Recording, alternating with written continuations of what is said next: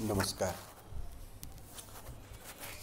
आज के व्याख्यान में हम अपने पिछले कार्य को आगे बढ़ाते हैं।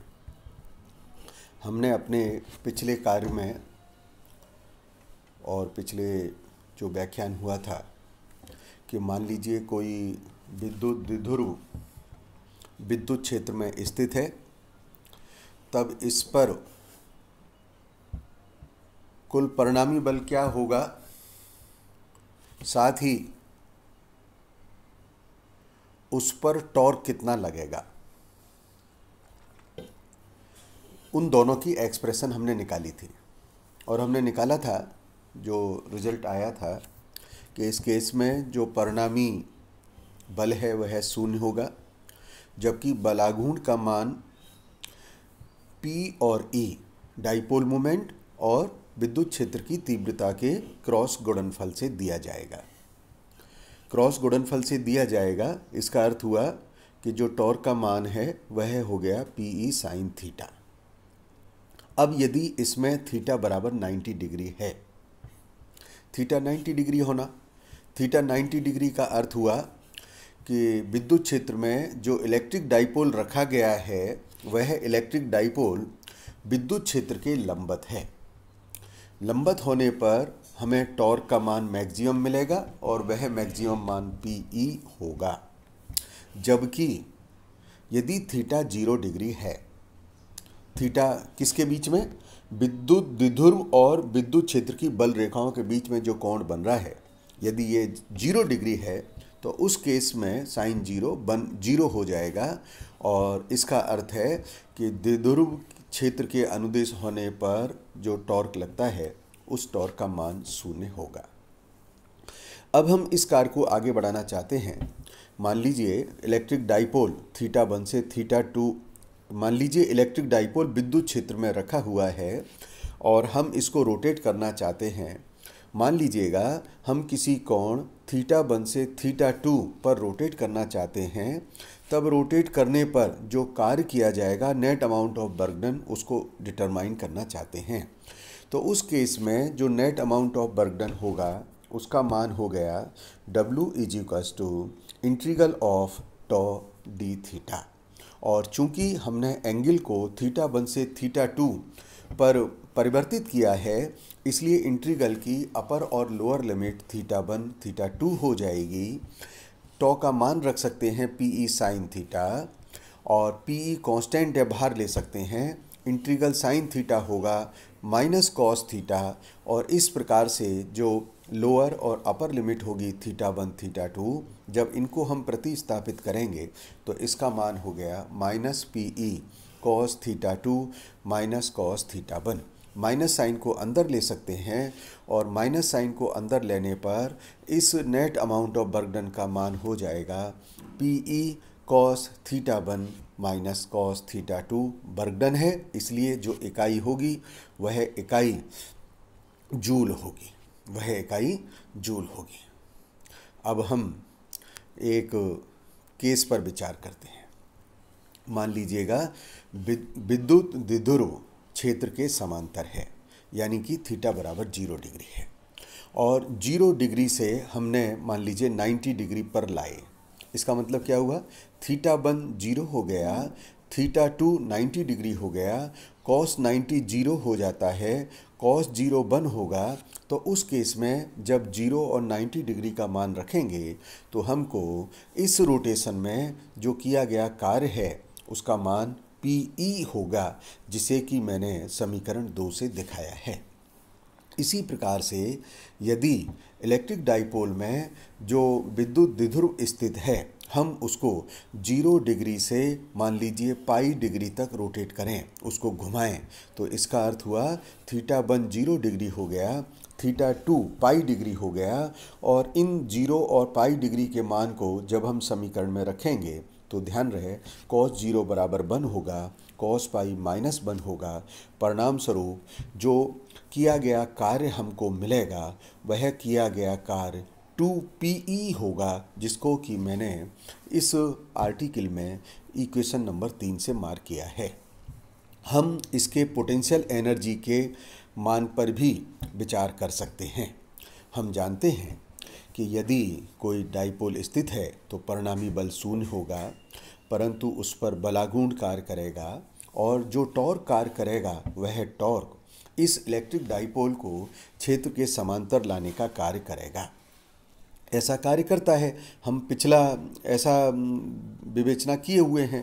अतः जो स्थितिज ऊर्जा बनेगी, जो इस पोटेंशियल एनर्जी ऑफ सिस्टम बनेगा, वह पोटेंशियल एनर्जी उस क्षेत्र के सापेक्ष अभिविन्यास की किस प्रकार का अलाइनमेंट है उस पर निर्भर करेगी और उसी से इस अभिविन्यास से संबंध की जा सकती है। अतः विद्युत द्विध्रुव जब क्षेत्र के समांतर है तो जो टॉर्क का मान है 0 है और 0 टॉर्क होने पर जो पोटेंशियल एनर्जी होगी वह भी शून्य होगी और हम इस अवस्था को स्थायी संतुलन की अवस्था कहते हैं। पोटेंशियल एनर्जी का जो मान है हमेशा कहीं ना कहीं किसी के रेफरेंस में कैलकुलेट किया जाता है और हम निर्देश स्थिति का जो सिलेक्शन है अपनी चॉइस से कर सकते हैं। विद्युत क्षेत्र में स्थित द्विध्रुव के लिए क्षेत्र के सापेक्ष लंबवत स्थिति यानी थीटा बराबर 90 डिग्री का जो चयन है वो थोड़ा कन्वीनियंट होता है।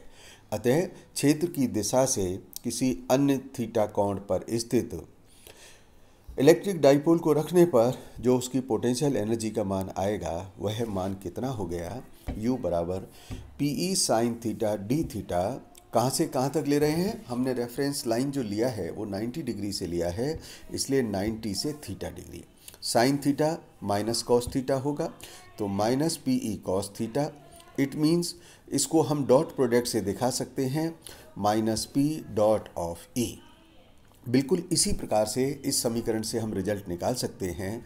यदि थीटा बराबर 0 डिग्री होगा तो पोटेंशियल एनर्जी का मान मिनिमम होगा, वह माइनस पी ई होगा और यदि थीटा बराबर पाई डिग्री रखा जाए तो कॉस पाई -1 होगा। इस कारण से इसका मान प्लस ई होगा। इसका अर्थ ये हुआ कि यदि हम इलेक्ट्रिक डाइपोल को मान लीजिए 0 डिग्री से 180 डिग्री तक रोटेट करें तो इस रोटेशन में जो किया गया कार्य है वो बदलेगा। किए गए कार्य के बदलने के कारण स्थितिज ऊर्जा के मान में परिवर्तन होगा और जो मान में परिवर्तन होगा वो माइनस पी ई से प्लस पी ई तक संभव है। एक प्रॉब्लम जो एग्ज़ाम में पूछा गया है उस पर हम विचार करते हैं। एक स्क्वायर दे रखा है और स्क्वायर के चारों कॉर्नर पर हमें चार्ज बता रखा है -2q + +2q -q। हमको कहा गया है कि परिणामी डाइपोल मोमेंट निकालें और उसका डायरेक्शन दिखाएं। ज़रा देखिएगा डायग्राम। -2q ए बिंदु पर है, +q बी बिंदु पर है, सी बिंदु पर +2q है, -q डी बिंदु पर है।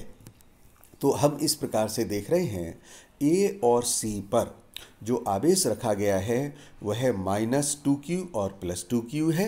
इसका मतलब इन दोनों की जो व्यवस्था है यह एक इलेक्ट्रिक डाइपोल को फॉर्म करेगी और चूंकि इलेक्ट्रिक डाइपोल एक वेक्टर क्वांटिटी होती है और इस वेक्टर क्वांटिटी की जो दिशा है वो ऋण आवेश से धनात्मक होती है। परिणाम स्वरूप मैंने चित्र में इस दिशा को P1 डाइपोल मोमेंट की दिशा को इस प्रकार से दिखा रखा है। बिल्कुल इसी प्रकार से बिंदु B और D पर जो आवेश स्थित है वह -q और +q है। यह भी वेक्टर होगा, ऋणात्मक से पॉजिटिव q की तरफ होगा। इसके डाइपोल मोमेंट को मैंने वेक्टर राशि जो चित्र में है दिखा रखी है और डाइपोल मोमेंट जो बन रहा है वह P2 के द्वारा दर्शाया है। तो हम P1 और P2 का मान निकाल सकते हैं। तो पहले P1 का मान निकाला तो क्या हो गया, चार्ज इंटू डिस्टेंस है ना, चार्ज इंटू डिस्टेंस यानी 2q into AC। 2q AC का मान निकाल लिया और इस प्रकार से यह मान निकल के आया 2aq√2।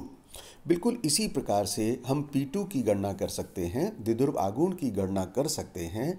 द्विध्रुव आघूर्ण कौन सा, B और D बिंदु पर ऐसे आवेश +q और -q जो परमाणु में समान हैं, दिशा में विपरीत हैं, उनके कारण जो डाइपोल मोमेंट बन रहा है P2 का मान आवेश और उनके मध्य की दूरी यानी q इंटू BD यह आवेश हो गया QA√2। तो यदि हमें net resultant electric dipole moment लेना है तो वह मान होगा √P1² + P2²। हम दोनों का इस प्रकार से हल कर सकते हैं और यह मान निकल के आएगा QA√10। हम परिणामी विद्युत द्विध्रुव की दिशा भी निकाल सकते हैं। यह दिशा मान लीजिए AC के साथ निकाली गई है। तो जैसा हमने पिछले विद्युत क्षेत्र की तीव्रता निकाली थी उसमें इसका डायरेक्शन के बारे में बताया है। और इस केस में मान लीजिए ये एंगल थीटा है जो AC के साथ बन रहा है, तो tan थीटा बराबर होगा P2/P1। इन दोनों का मान रखें तो tan थीटा का रेशो 2 आ गया। तो जो एंगल थीटा है वह tan इनवर्स 2 हो जाता है और यह इसकी परिणामी द्विध्रुव आघूर्ण की दिशा को व्यक्त करता है। धन्यवाद।